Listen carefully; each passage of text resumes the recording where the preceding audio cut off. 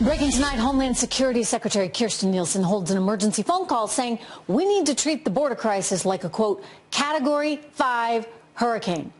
That's what she says this is.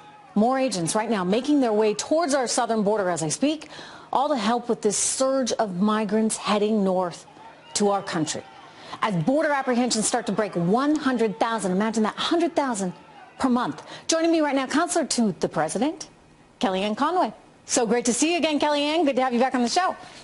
Thank you, Trish. All right, you guys say this is a crisis. Tell me why it is.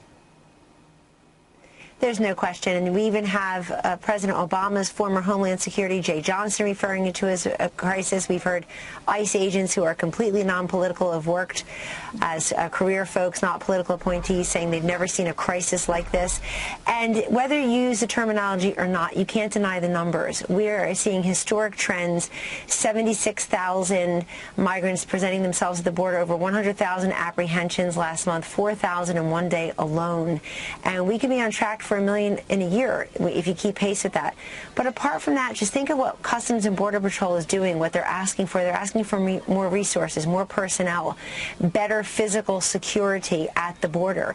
And the president has said that he would consider shutting down the ports of entry because we just can't sustain the influx. The Secretary of Homeland Security, Kirstjen Nielsen, last night had the call at the cabinet. I was on that call, and she is analogizing it to a Cat 5 hurricane to get people's attention, because some natural disasters, some crises present themselves almost immediately. Others present themselves over time. And that's what we have now, because the executive branch has been acting on this crisis since day one of President Trump's administration. But it's time for the other two branches of government, the judiciary and the Congress, to step in and do their job. So what is the fix? Let's get Congress to fix a couple of loopholes. The TVPRA, which basically is a magnet for young kids to come here and then be recycled, be as like a conveyor belt of kids, bring them back again and again, because an adult can come through with a child that way. That's a fix Congress can do. The other fix is for the Flores decision. Flores means that we have to treat adults and children differently after 20 days. We can't keep them together. We'd like to keep them together. We'd like to return the minors to their home countries safely and securely. So Congress can act. They can get together and do this in a matter of hours, and we hope they do. But until they do act, this president and this administration is going to continue to shine a light and get more resources at the border. The drugs themselves would justify the president's action. Those drugs are coming into all of our communities. Many of them are coming through the southern border, not just through the ports of entry, but between the ports of entry. Customs and Border Patrol says that nearly 400 pounds of fentanyl was interdicted outside of the ports of entry in FY18. That's enough to kill every man, woman, and child in this country. Listen, the reason I say, why is it a crisis is because I think in some ways the administration, at least as far as the left is concerned, has lost this argument. They're out there saying, no crisis, this whole thing is made up. But there's a humanitarian aspect to this that I think a lot of people are missing. Walk us through that, because there are a lot of kids, there are a lot of women that are really, in some ways, being sacrificed as a result of, some lousy planning, frankly, on behalf of us. Well, I also think they're being lied to by these coyotes, certainly, who take their life savings and promise them a peaceful rite of passage, a journey northward, and that trek is dangerous, and there is no guarantee at the end of the trek. And so we don't want them to be lied to. Also, the president's been very clear that he'll cut off funding to Northern Triangle countries if they don't start helping us to inform their citizenry. Because he has also, women that. are sexually assaulted, and the kids are used. And by the way, one thing I've been arguing for, let's start showing what happens to those kids who are released into the interior of the U.S. The idea, Trish, that all these kids who are released into the interior because the law compels us to do so just go into the Disney World or the playground of the U.S. is folly. Some of them are sex trafficked. Some of them die on the journey. Some of them, yes, are joined with family members or sponsors, but that's not true of all of them, and you know that. If you really care about kids at the border, you wouldn't just let them come in here, and you wouldn't let them have that dangerous trek where DHS says they're making 70 medical calls a day. And by the way, they'll say you're being inhumane for saying such a thing, but I hear you, and it's a lot of unintended consequences. They're being blind and also cushy. Let me ask you this. So the president keeps saying he's going to shut the border. If we don't have the adequate resources to police this, then he is willing, he says, to shut it down. I know, everyone knows, he knows that comes with serious economic consequences. Is he really and truly willing to do that, Kellyanne? The president himself yesterday said, Trish, that he's more interested in safety and security than trade right now. Okay. And he believes that the safety and security of the American people, our sovereignty, is a better argument than the rising cost of avocados. At the same time, which I see more and more people mentioning as an unintended consequence of shutting down the border. I get it, everybody. I get it. But let's talk about the more serious issue here of the drugs pouring over the border, the sex trafficking, the MS-13 gangs. And then, of course, just as you say, it's not just a security crisis. It is a humanitarian crisis. Fortunately, more of the mainstream media outlets in print and on TV are playing the footage and showing people a fuller story, Trish, of what exactly happens when you present at the border, when you're trying to come under holes in the fencing, for example. These are not good conditions. We want people to come here legally, be one of the 33 million immigrants who have come here legally. We're the most generous nation in the world to immigrants, and we will continue to be. Listen, and you know what? And I just want to get one thing out of the way. Consequence, but we're trying to mitigate that. There's an opportunity here. There's an opportunity for this president to really engage in meaningful immigration reform and bring the right people here, people who want to work, that's what he wants who want to be Americans, and that's an opportunity. I frankly, Kellyanne, I think the left is a little intimidated by that. In the Trump economy. we have the jobs available in the Trump economy. Look, we need to fill those jobs. So people need to come here legally and safely. Yeah. This is not a safe journey. Let me get to some other news of the day. Joe Biden obviously making some headlines here from some situations, in some cases months ago or years ago. What do you make of the Joe Biden news? Well, this is a party I see they're talking about where do we draw the line. It's just his physical way. I have two words for them, Brett Kavanaugh. That man's nomination was derailed, and they wanted to destroy him as an individual, his family, his reputation, his career, anything they can get their hands on to prevent him from taking a United States Supreme Court seat to being confirmed by the Senate. And if you go back and you play tape, and you had all those other people saying, but that's not the Brett I know, just as they're saying that's not the Joe Biden I know, that's not the, I mean, there was no evidence. There was a woman's testimony from 34 years earlier, and none of that was ever proven. Brett Kavanaugh, fortunately, the good guys won, but not before so much reputational damage was trying to be inflicted, destroy him, destroy his reputation. The other thing is that Joe Biden, at his age, he's somebody who was affectionate, I guess, and hugging and maybe kissing and sniffing people's hair, which is weird. For years, long before the Me Too movement said you practically can't, shake a woman's hand without asking her permission first. I warned everybody during the campaign, after the Access Hollywood tape, and I said, you're making a big mistake putting you look really nice in that dress on the same spectrum as rape, and everything else is included and called sexual assault. That's a big mistake, but they made it. They went all in to try to win an election that they lost, without collusion, by the way, and now they went all in after that to try to destroy a Supreme Court nominee. There's a big difference between what Harvey Weinstein has done, bringing women into allegedly into isolated places where they can't defend themselves, and maybe offering them jobs or making them feel like they need to comply. So it kind of sounds like you're defending Joe Biden. It sounds like, I'm not defending maybe you him. don't I'm saying like that the Democrats. moves, but...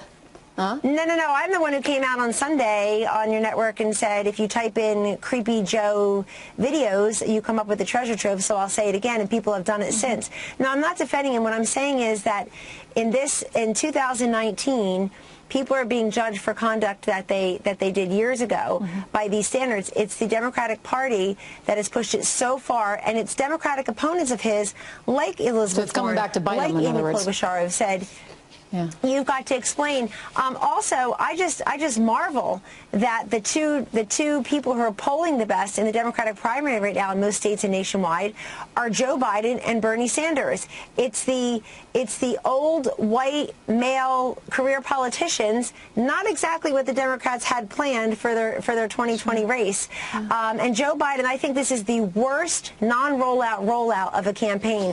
First, Stacey Abrams basically said, thanks but no thanks being your VP. If I run, Stacey Abrams says I'm going to go for the whole thing. Thanks but no thanks. She rebuffed his advances, so to speak. And then Joe Biden has just all these people coming forward saying, that is a pattern of conduct, and it's kind of weird.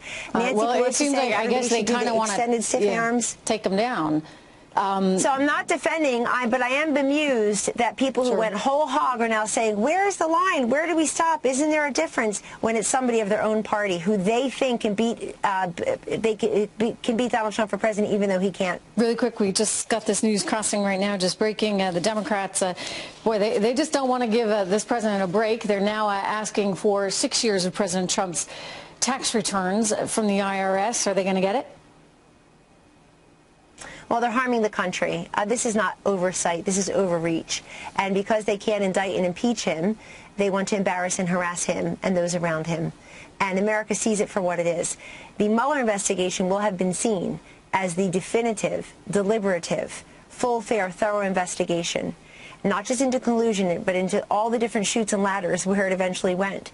So anything now in the Congress will be seen through a partisan lens by many Americans. They will say, I'm sorry, we spent $30 million and 22 months investigating everything.